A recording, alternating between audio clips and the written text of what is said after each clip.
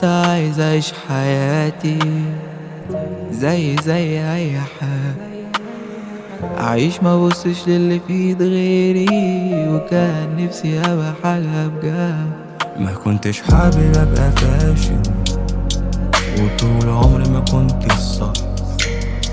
عندي مجرد احساس ان بكرة هبقى حاجة، وانا مخبي حاجة طول الوقت فاهمة، وانا معايا حاجة طول الوقت ثابتة، وانا جوا حاجة طول الوقت زايدة، وانا شايل حاجة طول الوقت باينة، وانا شايل حلم تقيل ومش سايبني، وانا جوا سر عمره ما خني، وانا في قلبي نار مش بتطفي، وانا مخبي وجع بيكويني.